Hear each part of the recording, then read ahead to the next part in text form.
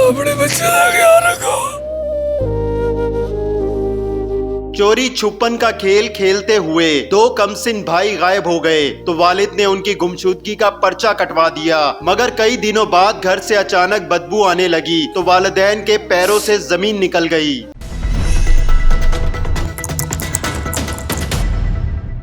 दोनों बच्चों के वालिद मोहम्मद साजिद हमारे साथ मौजूद हैं। इनसे जानते हैं कि हुआ क्या था। साजिद साहब, सबसे पहले तो बहुत अफसोस हुआ, और क्या वाकया पेश आया है? सर होया है वे कि जुम्मे वाले दिन की गल है, तकरीबन 2 तो 2:30 बजे के दरमियान बच्चे बाहर निकलते हैं। 1:30 बजे आए ने सवारा पढ़ के, इस तरह वीडियो आ रही हैं सारियां, आके घर आके सौ गए ने। तो 2 बजे उठते हैं, वालदा उन्होंने सामने उन्होंने मम्मी का घर उधर चली जाती है। तो जो वापस आती है वो उठ के तो भी पिछे चले, सुट्टे होंगे ने घर, उठ के भी पिछे चले जाती है, चले जाते हैं बच्चे। तो उनकी वालदा कहती कि बेटा चलो जाकर सौ जाओ, तुम 4 बजे अकैडमी जाना। तो वो किरे जाके तो मट्टी के जाके खेडन खुडन लग पेंदे ने, जां अल्लाह आलम की बनता है, कोई साडे इलम च नहीं असीं किहड़े जी कोर्स हाँ। तो मट्टी के वड़ के उत्तों के टक्कन बंद हो जाता है। असीं रिपोर्ट कराने, पुलिस वालों आगाह करने कि भाई साडे नाल वो आया, वो आओ जाते हैं, आके देख भाल कर लेने, कैमरे कुमरे चेक करने, कोई चीज़ नज़र नहीं आ रही। तो 2 दिन बाद तवार वाले दिन जुम्मे का वकूआ, तवार नूं मैं कहना कि मैं देखना वा कि इहदे च की स्मैल आ रही है। वो मैं देखिया तो बच्चों की लाशां विच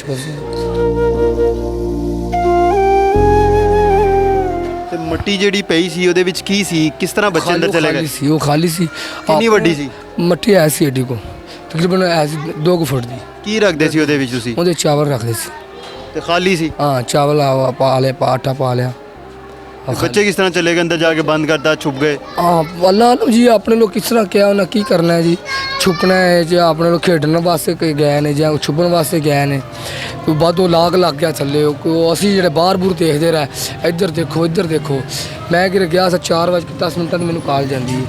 तो मैं क्या इत्थे ही करे होणगे, अगे भी हो जाता है, कभी उधर चले जाते हैं, कभी उधर चले जाते हैं, इत्थे ही होणगे बच्चे किरे नहीं गए।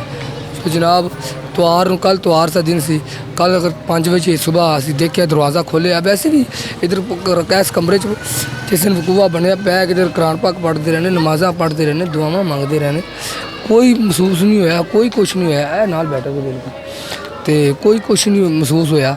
वो जनाब तवार नूं जो दरवाज़ा मैं खोलिया, दरवाज़ा बंद सी, असी परले कमरे बैठे थे, दरवाज़ा बंद सी, मैं खोला इसी स्मैल किस चीज़ की, अगों दरवाज़ा खोलिया स्मैल वजी है।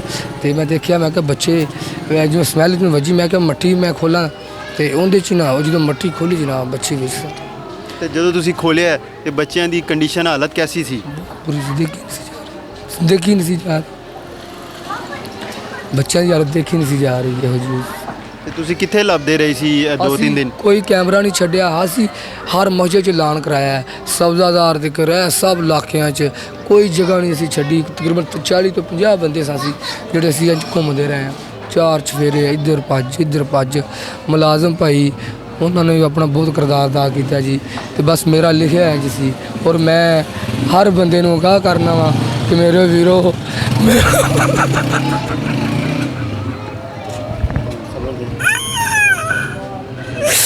अपने बच्चे का ख्याल रखो।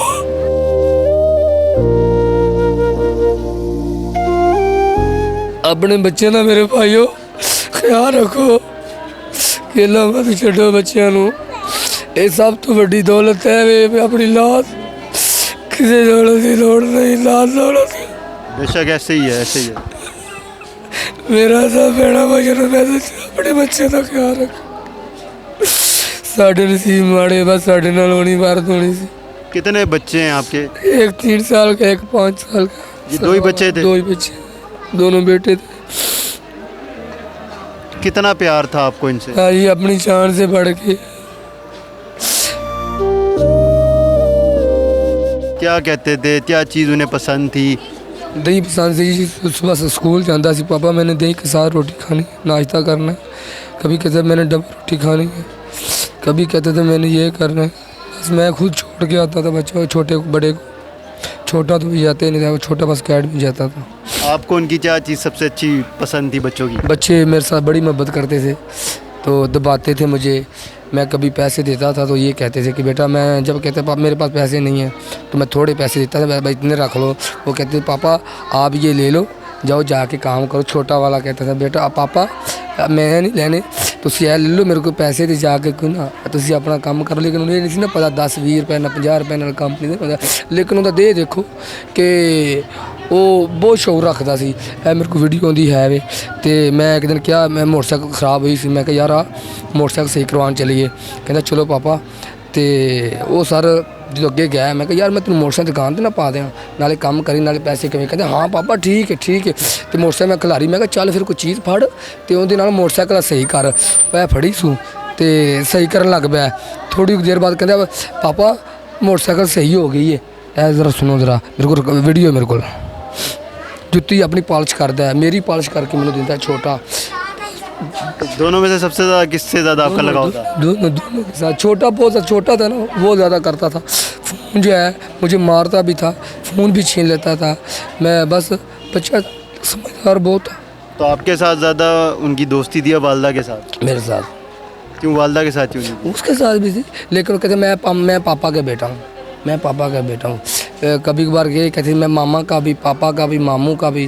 मेरा भाई है बड़ा जो छोटा वाला था ना, उससे कोई मैं कहता हूँ असी पंजाबी हो, कहते मैं कहना भाजी भा कहना वा। वो जो छोटा 3 साल का बच्चा मेरे भाई ਨੂੰ ਤਾਇਆ ਨਹੀਂ ਜੀ ਨਹੀਂ ਕਹਿੰਦਾ, ਉਹ ਕਹਿੰਦਾ ਭਾਜੀ ਤੁਸੀਂ ਕਹਿੰਦਾ। ਕਿੰਨੇ ਘਰ 'ਚ ਜੀ ਰਹਿੰਦੇ ਹੋ? ਅਸੀਂ 5, 3 ਮੇਰੇ ਭਾਈ ਦੇ ਬੱਚੇ ਨੇ, 2 ਅਸੀਂ ਭਾਈ ਹਾਂ ਤੇ ਮੇਰੀ ਵਾਲਦਾ ਹੈ, 2 ਮੇਰੇ ਬੱਚੇ ਸਨ। ਮੇਰੀ ਵਾਈਫ। ਕਿਸੇ ਨੂੰ ਨਹੀਂ ਪਤਾ ਚੱਲਿਆ ਕਿ ਬੱਚੇ ਕਿੱਥੇ ਗਏ ਨੇ, ਕਿੱਥੇ ਅੰਦਰ ਛੁਪ ਗਏ ਨੇ? ਅਸੀਂ ਬਾਹਰ ਦੇਖਦੇ ਰਹੇ ਹਾਂ, ਕਿਸੇ ਨੂੰ ਨਹੀਂ ਪਤਾ ਚੱਲਿਆ ਜੀ। ਲਮਾਰੀਆਂ ਲਮੂਰੀਆਂ मैं आप देखियाँ बकायदा, कोई चीज़ नहीं मिली। हम इस वक्त मिल्लत पार्क थाने के बाहर मौजूद हैं, जहां पर हमारी पुलिस से बात हुई है। पुलिस का बताना है कि इब्तदाई जो तहकीकात की गई हैं उसके मुताबिक दोनों बच्चों की मौत हादसाती मालूम होती है, लेकिन फ़ोरेंसिक रिपोर्ट आने पर मज़ीद हक़ाइक़ वाज़ेह होंगे। हमें इजाज़त दीजिए, खुदा हाफ़िज़।